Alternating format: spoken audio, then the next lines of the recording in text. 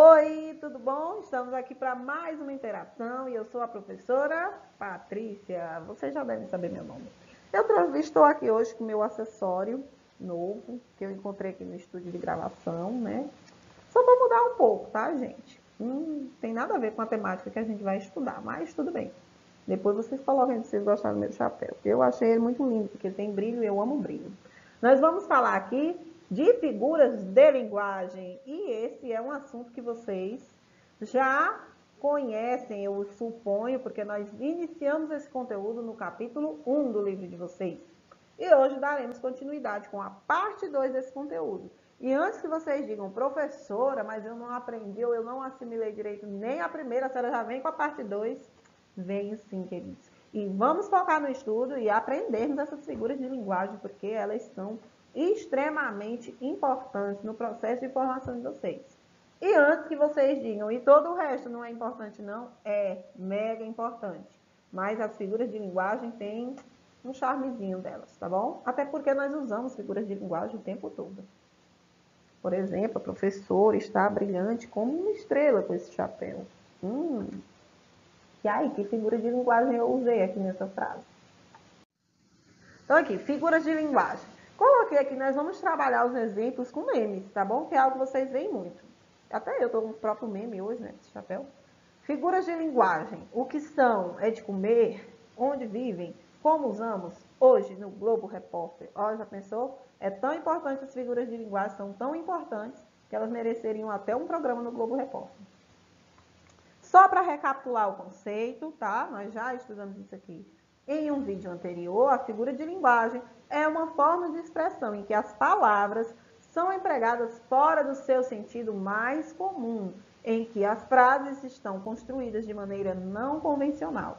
Então, basicamente, as figuras de linguagem elas vão ter palavras, expressões que estão fora do seu sentido literal, do seu sentido denotativo, dicionarizado. Ela vai ganhar novas construções a partir do seu contexto de uso, do propósito comunicativo e dos interlocutores que estiverem envolvidos naquele momento de comunicação. Então, vejamos as figuras da parte 2. Aqui, nós temos esse memezinho em que nós vemos um coração e um cérebro. Ei, amigo, me dá mais 2 doses de vergonha na cara e bom senso para acompanhar. Então, o coração vai lá e diz, ó, amiga, eu quero 2 doses de vergonha na cara e bom senso para acompanhar. E o cérebro vai lá e responde, opa, é para já, senhor. Qual é a primeira figura de linguagem que nós vamos ver aqui nessa parte 2? Essa figura de linguagem ela vai ser denominada personificação ou prosopopeia. E ela consiste em dar vida ou ações humanas a coisas que não as têm, certo? Como o coração e o cérebro aqui, eles ganharam expressões e falas como se fossem, seres humanos. Então, a personificação ou prosopopeia é o quê? A atribuição de características humanas a objetos inanimados ou a animais. Nos desenhos animados ocorre muita personificação. Assim, os animais falam, o Tom e Jerry, por exemplo, eles falam, eles correm, eles têm problemas, têm conflitos, convivem. Então, aquele processo de figuração de linguagem, ele vai ser chamado como personificação ou prosopopeia. Esse aí é bem fácil de ser identificado. E aqui vamos para o nosso segundo meme. Hipérbole. Quando eu penso que acabou, mais 10.000 atividades no Google Sala de Aula. Olha aí, essa aqui eu peguei pensando em vocês. Olha, o que ocorre? No próprio meme já está dizendo qual é a nossa próxima figura de linguagem, é a hipérbole. E aí, por isso que eu trouxe meio hiperbólica, né? Até de chapéu, não tem nada a ver com a temática, mas tudo bem, é um exagero. Às vezes a gente tem que exagerar para chamar a atenção de vocês. Então, a hipérbole, ela consiste no exagero, na ideia exagerada. E vocês jovens, nossa, vocês são tão exagerados. Ai, eu tô morrendo de fome, tô morrendo de cansado, tem atividade demais, tem 10.000 atividades no Google Sala de Aula. Brincadeira, né, gente? Mas a hipérbole, essas expressões, são essas expressões exageradas que nós usamos muito corriqueiramente. É muito normal usarmos figuras de linguagem. Nossa, eu morri de comer, ou eu morri de dormir, quando eu posso, né? Eu adoro dormir, morri de dormir. Então, são expressões exageradas, que a gente sabe que a pessoa não morreu, né? Ou então, estou morrendo de fome. Eu tenho um bebezinho de 2 anos, ele fica o tempo todo no meu pé. Mamãe, eu estou morrendo de fome. Olha, o menino daquele tamanho já sabe figuras de linguagem, minha gente. Já usa a hipérbole o tempo todo.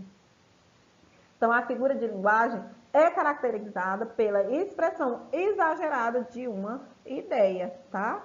Nossa, eu escrevi tanto que quase cai a mão. Então, essas são expressões exageradas. A próxima figura de linguagem. Nós temos aí esse gatinho, vocês devem conhecer, o Garfield. Ele diz assim, não sou desorganizado. Apenas dou liberdade para minhas coisas ficarem onde elas quiserem. Olha só, neste caso, ele é ou não desorganizado? Cremos que ele deva ser desorganizado, né? Mas ele está o quê? Amenizando a ideia. Está colocando umas palavras melhores, né? Umas palavras mais rebuscadas. Apenas dou liberdade para minhas coisas ficarem onde elas quiserem. E esta figura de linguagem, ela vai ser denominada eufemismo. O eufemismo é a suavização de uma determinada ideia. É a figura de linguagem caracterizada pela troca de palavras com expressões ou formulações que suavizam o sentido. Por exemplo, você diga, olha, aquela pessoa, o nosso vizinho, partiu dessa para melhor. Estou suavizando a ideia de morte. Então, o eufemismo ele tem essa característica, é a suavização do sentido daquilo que vai ser dito, para diminuir o impacto, né? Então, quando ele diz, olha, eu não sou desorganizado, não, eu dou apenas liberdade para minhas coisas ficarem onde elas quiserem. Aí, neste caso, nós temos o quê? Um eufemismo. Nossa próxima figura de linguagem. Prefiro ser grosso e sincero do que fofo e falso. E aí, vocês concordam com isso aí? Eu não sei, né? Grosso e sincero, fofo e falso. Essa figura de linguagem ela é denominada antítese. E ela se dá pela oposição de ideias. Observe que ele contrapõe aí grosso e sincero com fofo e falso. Para fazer essa oposição a esta figura, nós denominamos antítese. Então, antítese é a figura de linguagem que, pelo emprego das palavras ou expressões que traduzem sentidos contrários, contrastantes, né? Então, esse conteúdo é muito fácil, não é difícil de vocês aprenderem. Não tem nem antítese aqui nessa fala minha, tá? Então, ele é ótimo. Nós também usamos muito antítese. E essa última aqui, essa personagem, não vou falar o nome dela porque no momento eu não estou lembrando. Nada mais lindo do que o sorriso de uma criança. Gente, o sorriso dessa menina, a foto da menina demonstra o sorriso? Não, né? Então, qual é essa figura de linguagem? É uma figura de linguagem que os jovens são quase ela mesma personalizadas. A ironia. Jovens não, né? Tem muito adulto que também é. Mas a ironia justamente consiste quando você diz uma coisa, mas na verdade você está querendo dizer outra. Então, aqui no caso, quando ela diz nada mais lindo que o sorriso de uma criança, está sendo irônico, porque essa criança aqui não tem nada de feliz, não está sorrindo, ela está muito mal-humorada. Então, isso aí é o quê? Ironia. E eu tô brincando, tá? Eu sei que nem todos vocês são irônicos, mas é uma frasezinha que eu vou te contar, né? Danado por mim com as ironias, mas vai passar. Então, a ironia é a expressão de um significado contrário ao que se pretende exprimir, o qual só pode ser identificado em um contexto específico. O que quer dizer isso? Se eu tivesse dito só a frase, nada mais lindo que um sorriso de uma criança, vocês não iam identificar a ironia, porque a ironia só dá para ser percebida se eu tiver todos os elementos envoltos. Vocês estão percebendo que a frase é irônica pelo rosto da pessoa. Então, você vai ser irônico dentro de um determinado contexto. Então, se a pessoa não estiver de posse de todos os elementos comunicativos, então ele não vai entender a ironia. Então, por meio dela, o falante pode fazer uma crítica ou provocar humor, tá certo?